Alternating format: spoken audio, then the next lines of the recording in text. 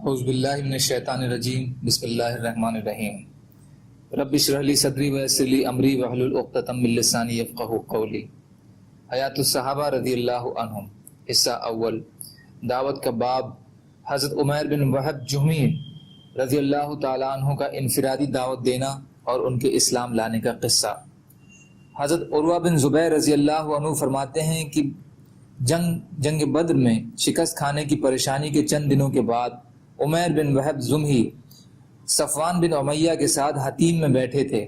عمیر بن وہب قریش کے شیطانوں میں سے بڑا شیطان تھا اور حضور صلی اللہ علیہ وسلم اور آپ کے صحابہ رضی اللہ عنہ کو بہت تکلیف دیا کرتا تھا، اور مکہ میں مسلمانوں نے اس کی طرف سے بڑی تکلیفیں برداشت کی، اور اس کا بیٹا وہب بن عمیر بدر میں مسلمانوں کے ہاتھوں گرفتار ہونے والوں میں تھا۔ عمیر بن وہب نے جنگ بدر کا ذکر کیا، جس کنویں میں 70 کافروں کو قتل کر کے ڈالا گیا تھا، اس کا اور دیگر مصیبتوں کا بھی تذکرہ کیا تو صفوان نے کہا، اللہ کی قسم، ان لوگوں کے بعد تو اب زندگی میں کوئی مزہ نہیں رہا۔ عمیر نے کہا، تم سچ کہتے ہو؟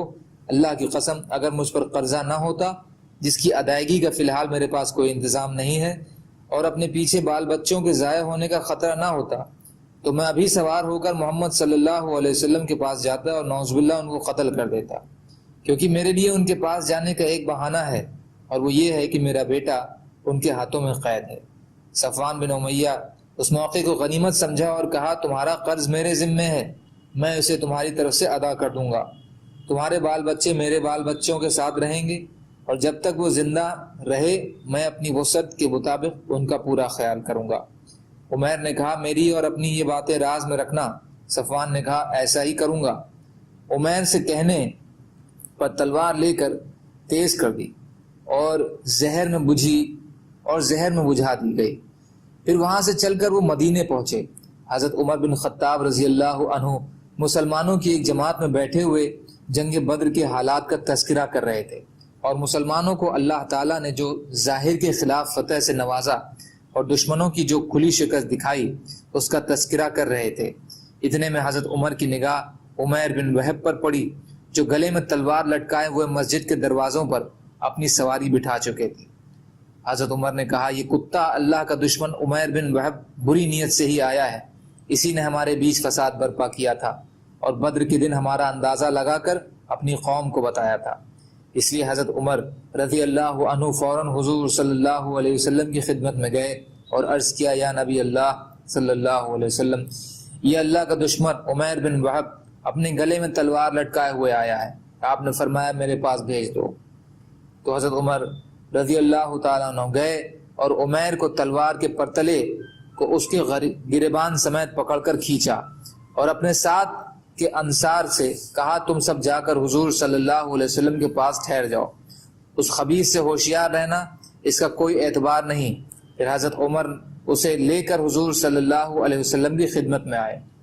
جب حضور صلی اللہ علیہ وسلم نے دیکھا کہ عمر نے اسے پرتلے اور گریبان سے پکڑ رکھا ہے تو فرمایا، اے عمر، اسے چھوڑ دو، اے عمیر قریب آ جاؤ۔ عمیر نے قریب آ کر کہا، انم صباحن، صبح بخیر، اور جاہلیت والے آپس میں یوں ہی سلام کیا کرتے تھے۔ حضور صلی اللہ علیہ وسلم نے فرمایا، اے عمیر، اللہ تعالیٰ نے ہمیں تمہارے اس سلام سے بہتر سلام سے نوازا ہے، اور وہ ہے السلام علیکم، جو کہ جنتیوں کا آپس میں سلام ہوگا۔ عمیر نے کہا، اللہ کی قسم ہے محمد صلی اللہ علیہ وسلم، میرے لیے تو یہ نئی بات ہے۔ حضور نے فرمایا، اے عمیر، تم کیوں آئے ہو؟ اس نے کہا، میں اس قیدی کی وجہ سے آیا ہوں جو آپ کے ہاتھوں میں قید ہے، آپ اس پر احسان کریں۔ آپ نے فرمایا، تو پھر گلے میں تلوار لٹکانے کا کیا مقصد ہے؟ عمیر نے کہا، اللہ ان تلواروں کا برا کرے، کیا یہ تلواریں ہمارے کچھ کام آئیں؟ آپ نے فرمایا، مجھے سچ بتاؤ، تم کیوں آئے ہو؟ عمیر نے کہا، میں تو صرف اسی لیے آیا ہوں۔ آپ نے فرمایا، نہیں، بلکہ تم اور صفوان بن امیہ حتیم میں بیٹھے تھے، تم نے قریش کے ان لوگوں کا تذکرہ کیا تھا جن کو مار کر بدر کے کنویں میں پھینکا گیا تھا۔ پھر تم نے کہا تھا، اگر مجھ پر قرضہ اور بال بچوں کی ذمہ داری کا بوجھ نہ ہوتا تو میں جا کر نعوذ باللہ محمد کو قتل کر دیتا صلی اللہ علیہ وسلم۔ پھر صفوان بن امیہ نے تمہارے قرضے اور بال بچوں کی ذمہ داری اس شرط پر اٹھائی کہ تم مجھے قتل کرو گے، حالانکہ اللہ تمہارے اور تمہارے اس ارادے کے بیچ حائل ہے۔ حضرت عمیر نے یہ سنتے ہی فوراً کہا کہ اس بات کی گواہی دیتا ہوں کہ آپ اللہ کے رسول ہیں۔ یا رسول اللہ، آپ جو آسمان کی خبریں اور اترنے والی وحی ہمیں بتاتے تھے، ہم اس کو جھٹلاتے تھے، اور یہ تو ایک ایسا واقعہ ہے جس میں میرے اور صفوان کے علاوہ اور کوئی موجود ہی نہیں تھا۔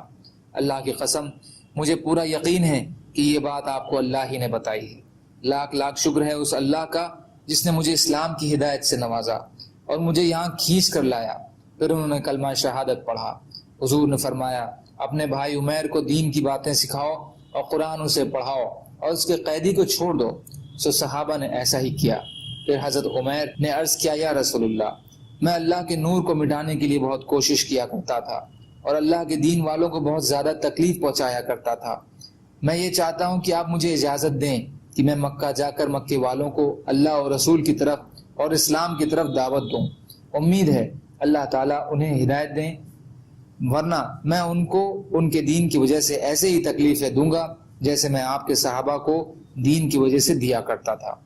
اس لیے حضور صلی اللہ علیہ وسلم نے ان کو اجازت دے دی اور وہ مکہ چلے گئے۔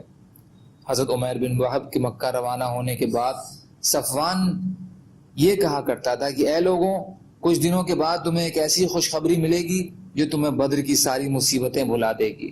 صفوان حضرت عمیر کے بارے میں آنے والے سواروں سے پوچھا کرتا تھا، یہاں تک کہ ایک سوار نے آ کر انہیں بتایا کہ عمیر تو مسلمان ہو چکے ہیں۔ یہ سن کر صفوان نے اس بات کی قسم کھائی کہ نہ تو وہ کبھی عمیر سے بات کرے گا اور نہ اس کے کسی کام آئے گا۔ یہ حدیث بدایہ حصہ 3 پیج نمبر 313 پر ہے۔ ابن جریر نے حضرت عروہ رضی اللہ عنہ سے ایک لمبی حدیث بیان کی ہے جس میں یہ مضمون بھی ہے کہ عمیر مکہ واپس آ کر اسلام کی دعوت دینے میں مصروف ہو گئے، اور جو ان کی مخالفت کرتا اسے سخت تکلیفیں پہنچاتے، تو ان کے ہاتھوں سے بہت سے لوگ مسلمان ہوئے۔ یہ حدیث کنز العمال حصہ 7 پیج نمبر 81، حیثمی حصہ 8 پیج نمبر 286 پر ہے۔ حضرت عروہ بن زبیر رضی اللہ عنہ سے مرسلن روایت ہے کہ جب اللہ تعالیٰ نے حضرت عمیر کو ہدایت دی تو مسلمان بہت خوش ہوئے، اور حضرت عمر بن خطاب رضی اللہ عنہ نے فرمایا کہ جس دن عمیر آئے تھے اس دن وہ خنزیر سے بھی زیادہ برے لگ رہے تھے، اور آج وہ مجھے اپنے بیٹوں سے بھی زیادہ محبوب ہیں۔ حیثمی حصہ 8 پیج نمبر 287، اصابہ حصہ 3 پیج نمبر 36۔ حضرت عمرو بن امیہ فرماتے ہیں کہ جب حضرت عمیر بن وہب رضی اللہ تعالیٰ عنہ مسلمان ہونے کے بعد مکہ آئے تو سیدھے اپنے گھر گئے اور صفوان بن امیہ سے نہیں ملے اور اپنے اسلام کا اظہار کیا اور اس کی دعوت دینے لگ گئے۔ جب صفوان کو یہ خبر پہنچی تو اس نے کہا، میں تو اسی وقت سمجھ گیا تھا کہ جب عمیر میرے پاس پہلے نہیں آئے بلکہ اپنے گھر چلے گئے، کہ عمیر جس مصیبت سے بچنا چاہتا تھا اسی میں وہ جا گرا ہے اور بے دین ہو گیا ہے، اور میں نہ کبھی اس سے بات کروں گا نہ کبھی اس کا اور اس کے بال بچوں کا کوئی کام کروں گا۔ ایک دن صفوان حتیم میں تھا کہ اتنے میں حضرت عمیر نے ان کے پاس کھڑے ہو کر اسے آواز دی کہ صفوان نے منہ پھیر لیا تو اس سے حضرت عمیر نے کہا، تم ہمارے سرداروں میں سے ایک سردار ہو، آپ بتاؤ کہ ہم جو پتھروں کی عبادت کیا کرتے تھے اور ان کے نام پر جو جانور ذبح کرا کرتے تھے، کیا یہ بھی کوئی دین ہے؟ صفوان نے ان کو کوئی جواب نہیں دیا۔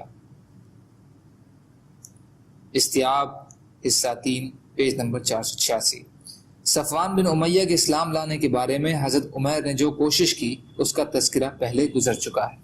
سبحان اللہ وبحمدہ، سبحانک اللہم وبحمدک، اشہد ان لا الہ الا انت، استغفرک واتوب الیک۔ سبحان ربک رب العزۃ عما یصفون وسلام علی المرسلین والحمد للہ رب العالمین، برحمتک یا ارحم الراحمین، لا الہ الا اللہ محمد رسول اللہ۔